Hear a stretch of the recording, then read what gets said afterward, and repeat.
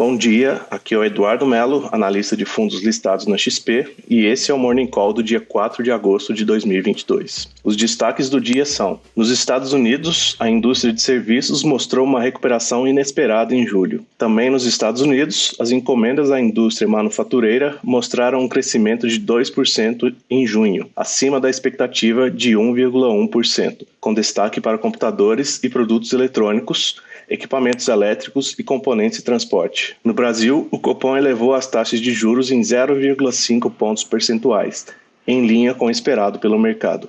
No comunicado pós-reunião, indicou um balanço de riscos equilibrado em ambas as direções. E na agenda do dia, o principal evento é a divulgação da decisão de política monetária do Banco da Inglaterra, que deve aumentar o ritmo de elevação em sua taxa básica para 0,5 pontos percentuais. O Ibovespa fechou em alta de 0,40% nesta quarta-feira, aos 103.774 pontos, acompanhando as bolsas dos Estados Unidos. A quarta-feira de espera pela decisão de política monetária no Brasil apresentou movimento de queda na curva de juros a partir dos vencimentos intermediários. O mercado aguardou pela sinalização futura sobre a taxa Selic nos próximos meses, mas já precificando a alta de 0,5% para a reunião de ontem, que de fato aconteceu. O ambiente externo contribuiu com um recuo dos preços do petróleo e alívio nas tensões geopolíticas em Taiwan. DI de janeiro 23 fechou em 13,755%, o DI de janeiro 24 em 13,235%, o DI de janeiro 25 em 12,47%, o DI de janeiro 27 encerrou em 12,45% e o DI de janeiro 29 em 12,65%. O Copom entregou a esperada elevação de 50 pontos base ontem, elevando a taxa Selic para 13,75%. Na declaração pós-reunião, o comitê reconheceu que a inflação continua alta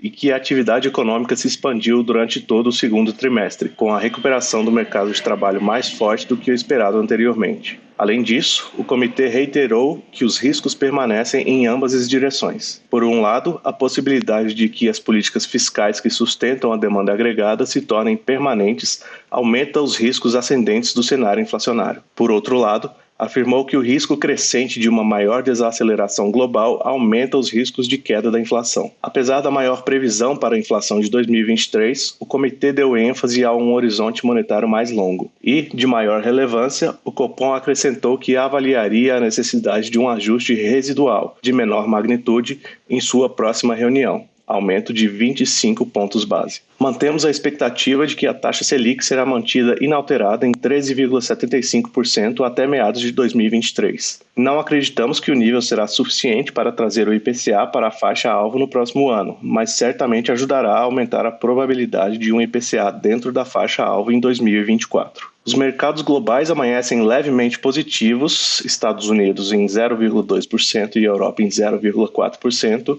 após resultados robustos e dados econômicos positivos. Por outro lado, o sentimento segue fragilizado enquanto investidores analisam os desdobramentos das tensões geopolíticas entre Estados Unidos e China. Nos Estados Unidos, o ISM registrou 56,7 pontos em julho contra 55,3 pontos em junho, sugerindo que o setor de serviços da economia americana segue aquecido. Nos Estados Unidos, o ISM registrou 56,7 pontos em julho contra 55,3 pontos em junho, sugerindo que o setor de serviços da economia americana segue aquecido e uma recessão pode não estar tão próxima quanto antecipado. Na Europa, hoje teremos a reunião de política monetária do Banco da Inglaterra e expectativas do consenso apontam que o Banco Central deverá realizar uma alta de 50 pontos bases na taxa básica de juros. Na China, o índice de Hang Seng, em alta de 2,1%, encerra em forte alta enquanto o mercado aguarda o início da divulgação das Big Techs chinesas, começando pelo Alibaba, nesta quinta-feira,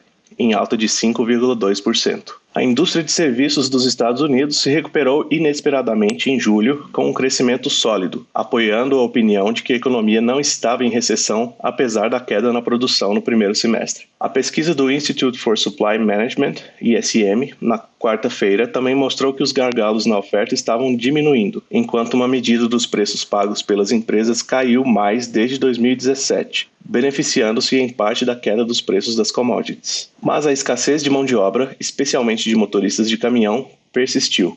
O PMI não manufatureiro do ISM recuperou para uma leitura de 56,7 no mês passado, de 55,3 em junho, terminando com 3 declínios mensais consecutivos. 13 setores, incluindo mineração, administração pública e comércio atacadista, relataram crescimento, mas agricultura, silvicultura, pesca e caça, assim como comércio varejista e finanças e seguros, mostraram retração. Os economistas entrevistados pela Reuters haviam previsto que o PMI não manufatureiro diminuiria para 53,5. Uma leitura acima de 50 indica expansão no setor de serviços, que responde por mais de 2/3 da atividade econômica dos Estados Unidos. As novas encomendas de produtos manufaturados aumentaram solidamente nos Estados Unidos em junho e os gastos com equipamentos foram mais fortes do que se pensava inicialmente, apontando para a força subjacente na manufatura, apesar do aumento das taxas de juros. O Departamento de Comércio disse na quarta-feira que os pedidos na indústria aumentaram 2% em junho, depois de avançarem 1,8% em maio. A expectativa dos analistas consultados pela Reuters era que os pedidos aumentariam 1,1%. As encomendas aumentaram 13,5% em relação ao ano anterior. Os pedidos para computadores e produtos eletrônicos cresceram 1,7%. As encomendas de equipamentos elétricos, aparelhos e componentes recuperaram 2,8%. Houve também um salto de 5,2% nas encomendas de equipamentos de transporte, o que refletiu um aumento nas encomendas de aeronaves de defesa e peças, mas as encomendas de metais primários caíram 1%. Na agenda de hoje, espera-se que o Banco da Inglaterra aumente as taxas de juros ao máximo desde 1995, mesmo com o aumento dos riscos de uma recessão, para impedir que um aumento da inflação se incruste na economia da Grã-Bretanha. A maioria dos investidores e economistas prevêem que o Banco da Inglaterra aumentará sua taxa de referência em meio ponto percentual, para 1,75%, seu nível mais alto desde o final de 2008, no início da crise financeira global. A principal taxa de inflação da Grã-Bretanha subiu para 9,4%